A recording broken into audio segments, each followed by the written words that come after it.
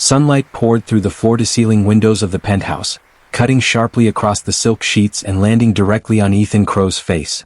The billionaire CEO of Crow Global, known across the city for his discipline, precision, and ruthless efficiency, groaned as a pounding headache pulled him out of sleep.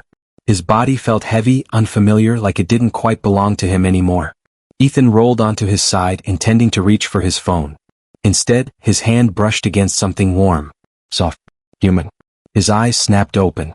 Lying beside him, half tangled in his expensive sheets, wearing one of his tailored white dress shirts, was Lena Moore, his assistant. The same assistant people joked about behind her back. The same assistant who tripped over air, spilled coffee on herself, apologized too much, and was constantly underestimated. The same assistant who everyone believed only had her job because she was harmless and easy to control. Ethan's heart slammed into his ribs. "What?" he whispered. Lena's dark curls were fanned across his pillow, her face bare of makeup, soft in a way he had never seen before.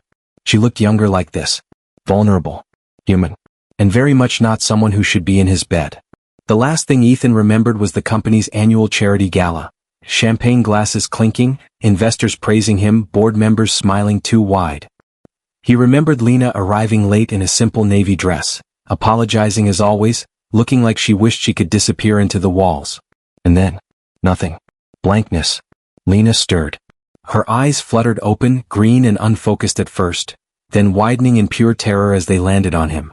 She bolted upright so fast she nearly fell off the bed. "Oh my God," she whispered. Her voice cracked. "Oh my God, oh my God."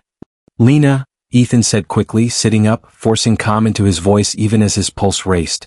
Just breathe." She stared at him, eyes darting wildly, clutching the sheet to her chest like armor. "Mr. Crow," she choked. "I'm in your bed." He swallowed. "I know. I'm wearing your shirt. I see that." "I don't remember anything after midnight," she said, panic spilling over. How am I supposed to just breathe? The fact that she still called him Mr. Crow, even now, hit harder than it should have. "I don't remember either," he admitted quietly. "After the speeches, everything just disappears." Lena slid out of the bed, still wrapped in the sheet, and immediately tripped. Ethan reacted on instinct, lunging forward and catching her before she hit the floor. For a moment, time froze. His hands were steady on her shoulders. Her breath was rapid against his chest. She smelled faintly of citrus and something floral. I'm sorry," she blurted, mortified. "I always do that." "You didn't," he said softly. "I caught you." She pulled away, cheeks burning. "Where are my clothes?" They both looked around. A trail of garments led from the bedroom door to the bed. His jacket. Her heels. His tie. Her navy dress. The unspoken story was impossible to ignore. Lena's face drained of color. "This is bad," she whispered. "This is really bad." She sank onto the edge of the bed, hands trembling. "I'm going to lose my job," she said, voice shaking. "Everyone already thinks I don't belong there. They think I'm just the clumsy girl you tolerate because I'm quiet and easy to replace." "That's not true," Ethan said immediately. She laughed weakly. "You're the only one who thinks that." Ethan felt something twist painfully in his chest. "You're not losing your job," he said firmly. "I won't allow that." She looked up at him. "You could fire me today and make this all disappear." "I won't," he said. "Because this didn't just happen to us. It happened with us." Her eyes glistened. He handed her a robe from the closet, comically oversized on her small frame. "Let's slow down," he said. "Check our phones. Maybe there's something we don't remember." Her hands shook as she unlocked hers. "I have notifications," she whispered. "From coworkers." Ethan stepped closer. A video played. The gala's dance floor. Music. Lights. And there they were, slow dancing. Close. Intimate. The way he looked at her in the video made his chest tighten. Not like a boss. Not like a billionaire. But like a man afraid of losing the one person who made him feel seen. "We look," Lena swallowed. "In love." Ethan didn't deny it. Photos followed. On the balcony. His jacket around her shoulders. Their foreheads touching. A kiss, gentle but unmistakable. Timestamp, 12:58 a.m. "I barely drank," Lena whispered. "How could I forget this?" Ethan's phone buzzed. A message from security. "Drove you both home at 1:30. You were coherent. Happy. Thought you were finally together." Finally. Lena hugged herself. I need to tell you something, she said, barely audible. But I'm scared. You can tell me anything, Ethan said. She took a breath. I've been underestimated my whole life. At school. At work. Everywhere. People see Clumsy and stop looking deeper. Her voice trembled. I fell for you 8 months ago. And I never thought you'd see me. Ethan's heart pounded. Lena, he said. I've seen you the whole time. Her eyes snapped up. And Monday, she whispered, HR will remind me that people like me don't get fairy tale endings. His phone buzzed again. From HR. We need to see both of you Monday morning. This is not optional. Lena closed her eyes. There it is, she whispered. The punishment. Ethan took her hands. No, he said. That's where the truth comes out. She looked at him, uncertain. Together, she said quietly. Together, he promised. A billionaire wakes up in bed with his clumsy assistant, and the office turns cold. Monday morning arrived with cruel precision. Lena Moore stood across the street from Crow Global's glass tower, the building rising above her like a silent judge. She had worked here for 2 years, walked through these revolving doors hundreds of times, but today her legs felt heavy, as if every step carried the weight of everyone else's opinions. She adjusted her blazer, smoothing invisible wrinkles, a nervous habit she had never been able to break. Clumsy. Forgettable. Replaceable. Those were the words she'd overheard once in the break room when she thought no one was around. Her phone buzzed. Ethan, I'm already here. Remember, we faced this together. She stared at the message longer than necessary, then slipped her phone into her bag and walked inside. The lobby buzzed with its usual Monday energy, heels clicking, conversations overlapping. But today the sound felt sharper. Eyes followed her. Whispers rippled in her wake. 2 men from marketing stopped talking when she passed. A woman from finance glanced at Lena's face, then quickly looked away, lips tightening in a knowing smile. The rumors had already won. The elevator ride felt endless. Each floor ticked by like a countdown to judgment. When the doors finally opened on the executive level, Lena spotted Ethan standing outside the HR conference room. He looked calm, composed, every inch the billionaire CEO the world knew. But when his eyes met hers, something softened. Lena, he said quietly. Mr. Crow, she replied automatically, then caught herself. Ethan. Before either could say more, the HR director stepped into the hallway. Mr. Crow, Barbara Lynn said coolly. Please come with me. Miss Moore, you'll wait here.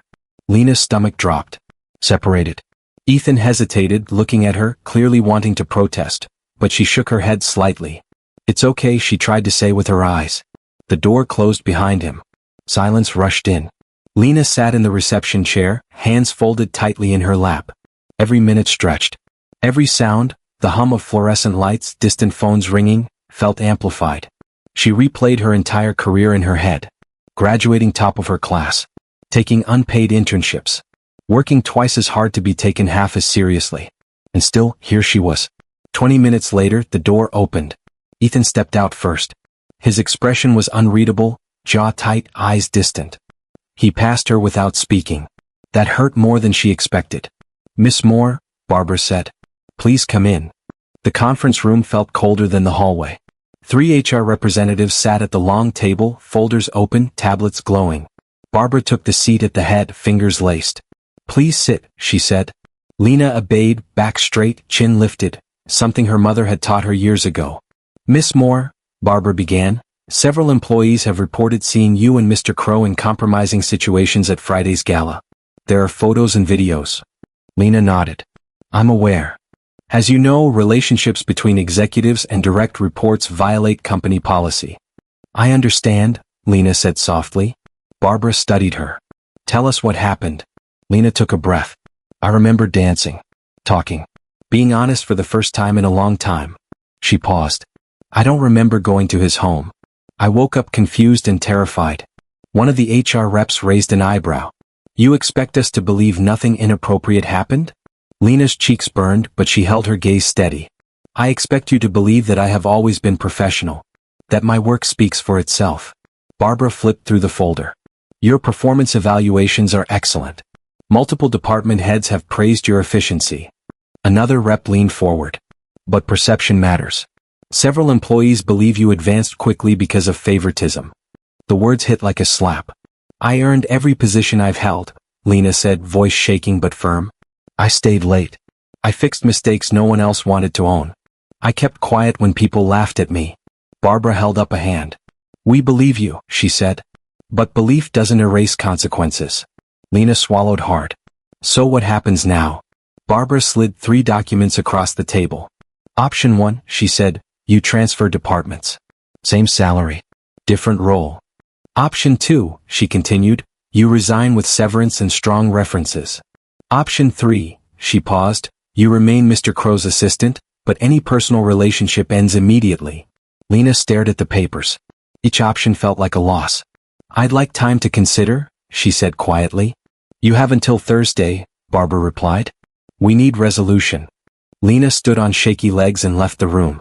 She barely made it to the restroom before locking herself in a stall and letting the tears fall. Not because she was ashamed, but because she was tired. Tired of being assumed weak. Tired of being underestimated. Tired of paying the price for someone else's power. Her phone buzzed again. Ethan, my office. Please. She wiped her face, squared her shoulders and went upstairs. Patricia, Ethan's temporary assistant, smiled kindly as Lena passed. You're doing great, she whispered. That kindness almost broke her. Inside Ethan's office, floor-to-ceiling windows overlooked the city. Lena stood near the door, unsure. They offered you options, Ethan said, turning from the window. She nodded. None of them are fair. No, he agreed. They aren't. He walked closer. Lena, I told them this was my responsibility. That I should step aside if necessary. Her eyes widened. You do that.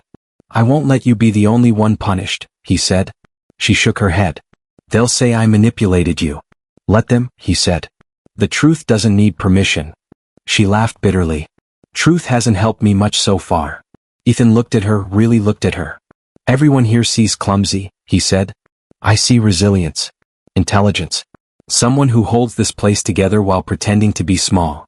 Lena's breath caught. I don't want special treatment, she said. I just want respect. And you deserve it, he replied. Outside the office, whispers continued. But something was shifting. Because for the first time, Lena wasn't shrinking. She was standing.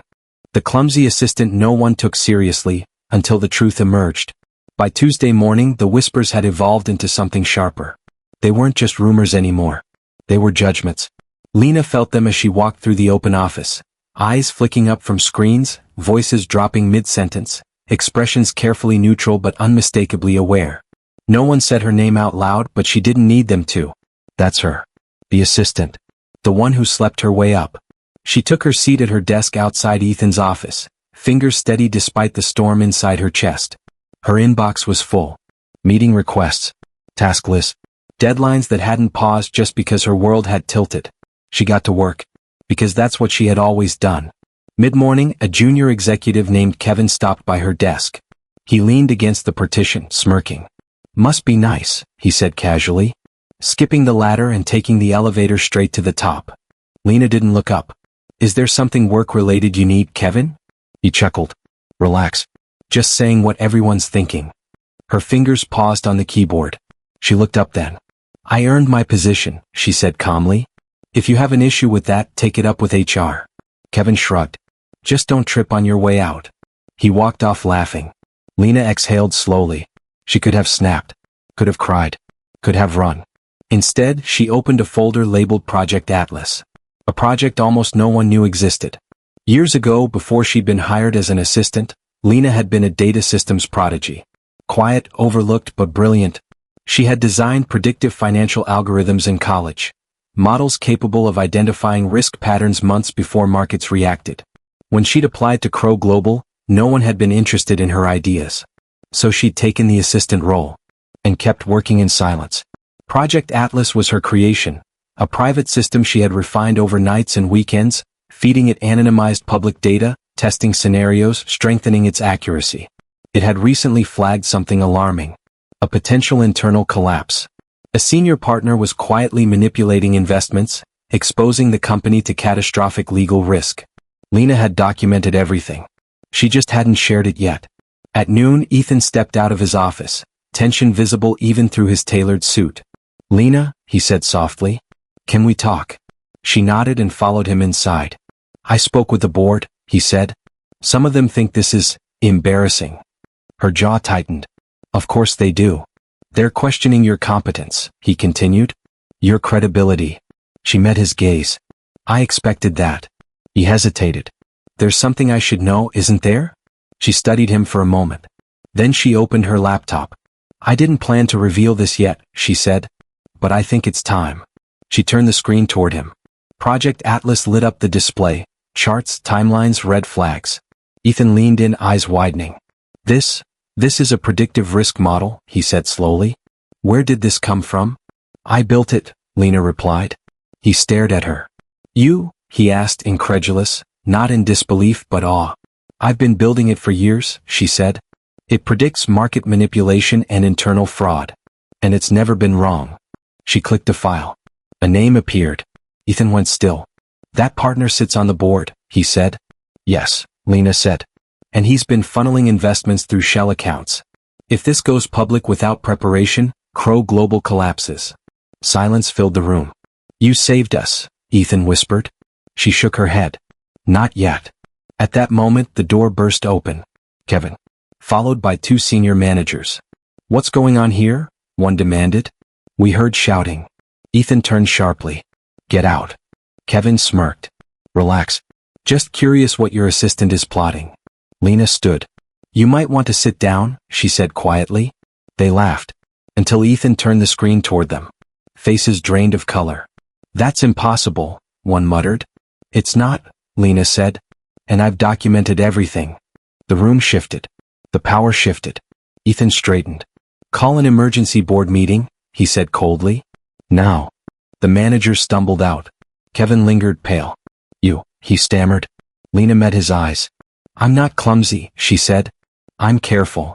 Kevin left without another word. Ethan exhaled slowly. They underestimated you, he said. She nodded. They always do. And they're about to regret it, he added. She closed her laptop. This isn't about revenge, she said. It's about accountability. Ethan smiled faintly. That might be the most powerful thing I've ever heard. Outside, the office buzzed, unaware that the foundation beneath it was already cracking. The day the office learned the cost of disrespect. The emergency board meeting was scheduled for 3 p.m. By 2:45, the tension inside Crow Global was thick enough to taste. Executives moved quickly through the corridors, phones pressed to their ears, voices hushed but urgent. Assistants whispered to one another. Security stood a little straighter than usual. Something was happening, something big, and everyone could feel it. Lena sat at her desk, hands folded calmly in front of her laptop. For the first time since she'd started working there, she wasn't trying to make herself invisible. Ethan stepped out of his office and stopped beside her. Are you ready? He asked quietly.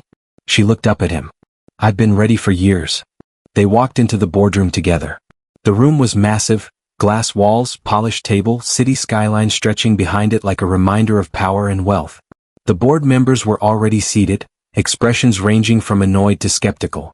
At the far end sat Richard Hale, senior partner, board favorite. The man Lena's system had flagged. Richard smiled thinly when Ethan entered. Is this really necessary? He asked. Pulling everyone in for this? His eyes flicked to Lena with open disdain. Ethan didn't respond. He took his seat at the head of the table. Thank you for coming on short notice, Ethan said evenly. This meeting is about the future of Crow Global. Richard scoffed. Because of a rumor involving your assistant? A few board members shifted uncomfortably. Lena felt the familiar burn of humiliation, but she didn't lower her gaze. Ethan gestured to her. Miss Moore will be presenting. The room went silent. Several board members blinked in surprise. Richard laughed outright. You can't be serious. Lena stepped forward. I understand your skepticism, she said calmly. I've been underestimated my entire career. Richard leaned back. This is highly inappropriate. Ethan's voice cut through the room. Sit down, Richard. That got their attention. Lena connected her laptop to the screen. Project Atlas filled the wall. Charts. Transactions. Patterns. She spoke clearly, steadily, explaining how the system worked, how it identified irregularities, how it tracked financial behavior over time. As she spoke, faces changed. Interest replaced boredom. Concern replaced arrogance. Then she pulled up the final file. Richard's name. The room went deadly quiet. This data shows repeated funneling of company funds through shell entities, Lena said. The pattern indicates deliberate manipulation. Richard shot to his feet. This is absurd. Who is this woman? The woman who just saved this company, Ethan said coldly. Richard's face reddened. This is a setup. You're trusting an assistant over a senior partner? Lena met his eyes. No, she said. You're facing evidence. One board member leaned forward. Can this be verified? Yes, Lena replied. By any independent audit. Security entered the room quietly at Ethan's signal. Richard's bravado crumbled. You can't do this, he hissed. I built this company. And you tried to destroy it, Ethan replied. Richard was escorted out, his protests echoing down the hall. The door closed. Silence followed. Then one board member spoke. Miss Moore, she said slowly, why haven't we heard of you before? Lena didn't smile. Because no one asked, she replied. Another board member cleared his throat. Your contributions are extraordinary. Ethan stood. There's another matter, he said. The treatment of my assistant, of this woman, by this company. I shifted. Guilt surfaced. Lena Moore was mocked, underestimated, and nearly sacrificed to protect appearances, Ethan continued. That ends today. He turned to Lena. Effective immediately, Lena Moore is promoted to Director of Strategic Analytics. Gasps filled the room. And she will no longer report to me, Ethan added. She will report directly to the board. Lena's breath caught. She hadn't expected that. The board nodded in agreement. Outside the boardroom, word spread fast. Kevin stood frozen at his desk as the announcement echoed through the office. The clumsy assistant? Director. People who had laughed now stared in shock. Those who whispered now fell silent. Lena walked back to her desk one last time. Kevin approached her, pale and sweating. I didn't know, he stammered. She looked at him. You didn't want to know, she said. She packed her things calmly and walked away. Not in shame. In victory. Respect is earned, and justice always remembers. The building felt different the next morning. Not louder. Not quieter. Just aware. Lena Moore walked through the revolving doors of Crow Global with a steady pace, her posture relaxed but confident. Conversations paused, not out of mockery this time but uncertainty. People who once looked past her now looked at her, unsure how to reconcile the woman they had underestimated with the leader she had become overnight. She no longer sat outside Ethan's office. Her new workspace was on the executive floor, glass walls, a long desk, a team waiting for direction. Yet power hadn't changed her. Perspective had. Ethan stood by the window in his office, watching the city wake up. For the first time in years, the view didn't feel lonely. He heard the knock before she entered. Director Moore, he said with a small smile. She rolled her eyes. Don't start. He laughed softly. I meant it with respect. They stood in silence for a moment. I wanted to thank you, he said finally. Not just for saving the company, but for reminding me why it exists. She studied him. I didn't do this for gratitude. I know, he replied. That's why it matters. News broke by noon. Richard Hale's arrest.